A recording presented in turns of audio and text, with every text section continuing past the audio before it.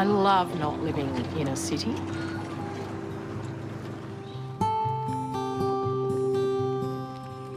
I grew up on the beach. I've always been by the coast, so moving into inland Australia has been quite a change, being a long way from the beach.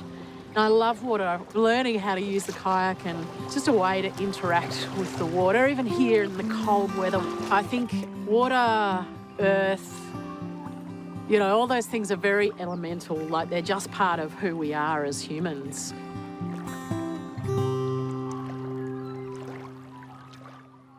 I'm a true sand groper, and I was born in Fremantle at a little hospital across the road from our house. And apparently Mum used to sneak home for lunch while I was in the maternity hospital, and apparently the dog used to sneak over to find her in the hospital. She said she used to hear the screen door go duk, duk, duk, and then the forepaws coming up the classic vinyl hospital floor. We used to go to the beach as little kids by ourselves. I mean, there was probably a bit of 80s parenting going on, but we were all really savvy in the water because you're around it all the time.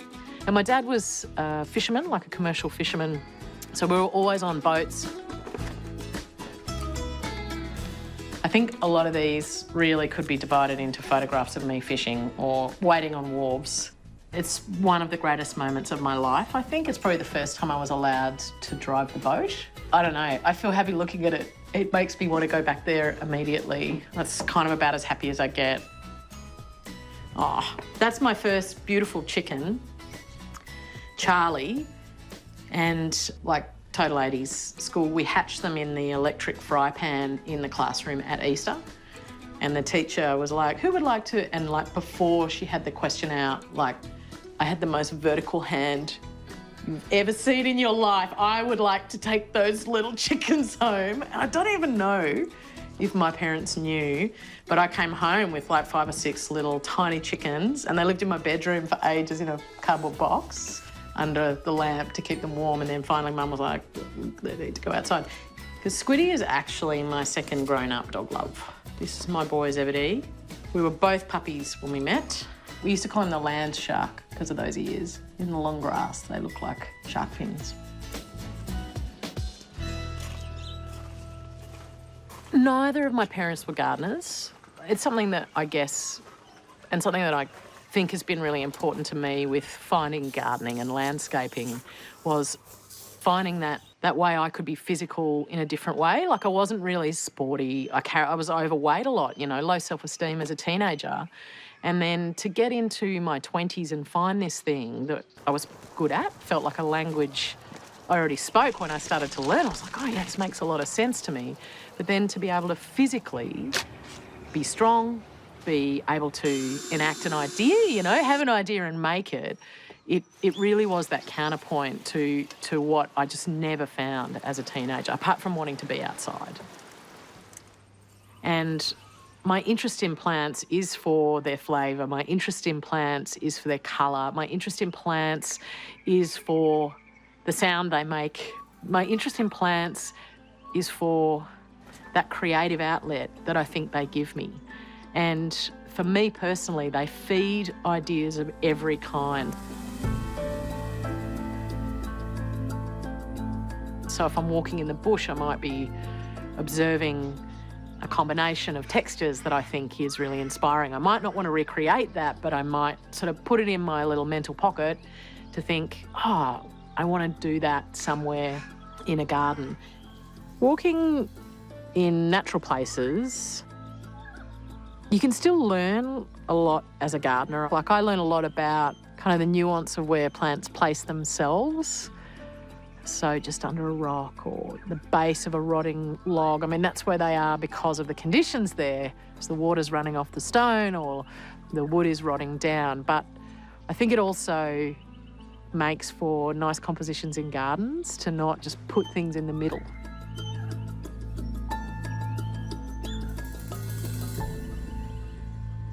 Why do I make stuff? I think because I'd rather be at home than at the shops. So on the weekend, if I've got 4 hours to spend in my garden time, and I realise I need a seat or a pot or a potting mix or something, the last thing I want to do is go to the shops. I love woodworking so much. I'm such a hack, but I love that I can make something functional that I'll use forever out of, you know, what could go in the bin. But I have learned my lesson. I nearly lost my thumb to this machine. Some people have noticed it on the show. It's a bit rearranged. It doesn't do all the things it used to do, but it did teach me a very big lesson.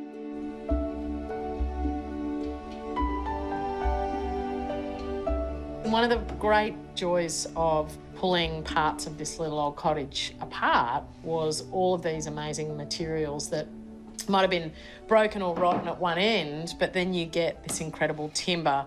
The skirting boards have been made out of the old rafters from the roof, and in lots of cases I've used this beautiful, these lining boards which were lining the walls. In many cases they were tacked with some hessian, and they've been used to make a ceiling in the bathroom and a shelf. Yeah, I just find it such an amazing thing, particularly when you think some of these trees, like they've been in this house over 100 years. And so when I see stuff like this at the tip, it just breaks my heart because it is just such an incredible resource. It's such a pleasure really finding the things that are around you and then putting them to good use.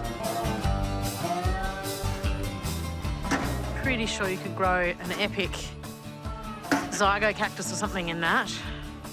You might come with me. I was described as the MacGyver of GA.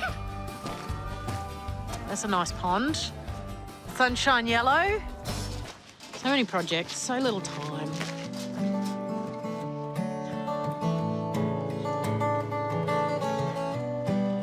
I pushed it into the ground with the tip of my thumb. I absolutely love music. I love rock and roll. I spent a lot of time at gigs when I was a younger person. And yeah, I do love Kate Bush. She's amazing. Yeah, a few years ago I heard a rumour that she was going to play the first show she'd played in 35 years. She's never really played live gigs. And I thought, gosh, I might try and go. So I went to London to see Kate Bush. I just had this time by myself really thinking about art, thinking about creativity, thinking about, it actually was one of the most important kind of times for me as a creative person because I watched her perform a theatre piece, which is just like a total masterpiece. And it, you know, I realised that she'd been thinking about it for 35 years, you know? And then I went to the gallery and stared at a Picasso where they've X-rayed the painting and they can see he's changed the position of the women, you know, multiple times in this incredibly famous painting. And it was just this real light bulb for me, something I probably should have worked out a lot earlier in life, that you don't have to be perfect at things when you start. That, you know, geniuses worked over time. They worked hard to get it better. And maybe it's really naive, but I really feel that the Australian landscape, people talk about it being harsh and inhospitable and all of those things. It doesn't matter where in Australia you go, it is extraordinary. It's extraordinarily beautiful. It's extraordinarily old. It knows itself. I just think Australia is such an incredible place and I really do feel very, very grateful and very privileged to get to know different parts of it.